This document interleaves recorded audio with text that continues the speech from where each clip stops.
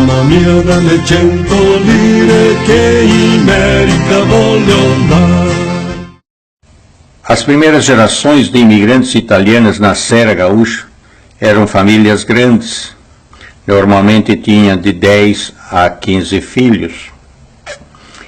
Isso era incentivado pela Igreja Católica e também para ter mais força braçal para o trabalho da roça. Com isso surgiu a necessidade de construir casas grandes para acomodar a família. No novo modelo de construção, a cozinha era separada da casa, porque ainda tinha um risco muito grande de ser queimada por causa da chapa. Facilmente as brasas da chapa caíam no chão, pegando fogo ao assoalho. Na cantina ou porão ficavam as pipas de vinho, as varas de salame e o queijo. Normalmente aos sábados, ao anoitecer, as famílias iam fazer filó. Era usada a cozinha para falar sobre negócios, doenças e sobre a família, sempre acompanhado de comida e vinho. Depois iniciavam as cantorias em italiano para matar um pouco da saudade das coisas boas que ficaram na Itália. Dall'Italia noi siamo partiti con nostro onore. 36 giorni di macchina e vapore, e in America noi siamo arrivati. America, America, America, cosa sarà la sta America? America, America, America, un bel massolino di fior. Essa música La América começou a se espalhar por toda a Serra Gaúcha, porque contava a história da viagem desses imigrantes da Itália para o Brasil. A letra foi escrita pelo Angelo Giusti em 1875. Recém-chegado do norte da Itália, passou a viver no interior de Caxias do Sul, na Serra Gaúcha. Essa música, La América, mais tarde passou a ser o hino oficial da imigração italiana no Rio Grande do Sul.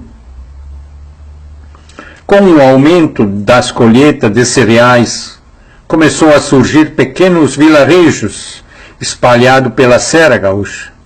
Neles começou a surgir pequenas casas de negócios, bodegas, escolas primárias. Tudo isso perto da igreja que já existia. Na década de 1940 e 50, começou a surgir alguns confortos para algumas famílias, como a água encanada feita por intermédio de taquara ou bambu. Essa água vinha de uma fonte ou de um riacho, que ficava 100, 200, até 400 metros de distante da casa. A água ia até o lado da casa, onde era construído um tanque com água limpa para a cozinha, e junto ficava o tanque de lavar roupa. Nessa época começou também a ser construído a patente, perto da casa, para fazer as necessidades. Com isso, quando os membros da família estivessem em casa, não precisava mais ir ao mato ou atrás da taipa para fazer suas necessidades. Aos poucos, as terras na Serra Gaúcha iam sendo ocupadas por pareirais e plantios de cereais como milho, trigo, arroz, feijão e outros produtos que serviam de alimentos para as famílias e os animais. Começou a surgir também as cantinas, onde os colonos vendiam a uva para ser feito o vinho. Essas pequenas propriedades tinham uma área de terra reservada para o potreiro e a mangueira, onde ficavam os animais como porco, boi, vaca, cavalo e outros. E ao redor da casa ficavam as galinhas, os patos, os cachorros e os gatos. Aos poucos começou a surgir colonos e negociantes fortes, ou seja, famílias com dinheiro. Início da década de 1960, na Serra Gaúcha, começou a faltar terra para plantar. Então saíram à procura de novas terras no oeste do Brasil.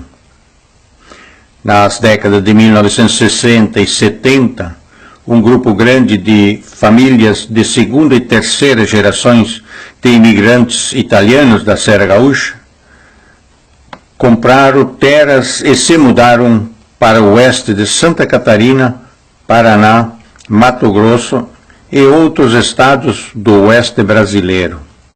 Aos poucos foram colonizando essas terras, como fizeram seus ancestrais na Serra Gaúcha, só que agora eles foram com dinheiro e a qualquer hora poderiam voltar visitar seus amigos e parentes. Essas famílias que se mudaram para o oeste do Brasil levaram consigo a cultura, os costumes da imigração italiana da Serra Gaúcha e também levaram junto a cultura, os costumes e as tradições do gaúcho.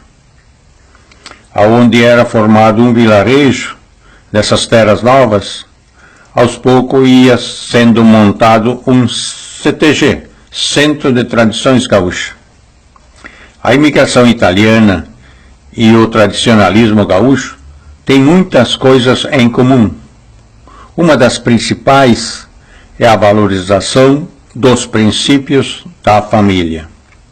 A cultura, os costumes e as tradições da imigração italiana na Serra Gaúcha se conservou por várias gerações, porque esses vilarejos que iam se formando ficaram afastados da influência das grandes cidades. Praticamente todas as famílias eram proprietárias de pequenos negócios ou pequenos pedaços de terra. Com isso, as famílias tinham uma vida independente, porque o que necessitava produzia. Hoje, 15% da população brasileira tem sangue italiano, ou seja, mais de 30 milhões de pessoas. Aqueles pequenos vilarejos que estavam se formando no início do século XX, na década de 1970, começaram a se transformar em pequenas cidades.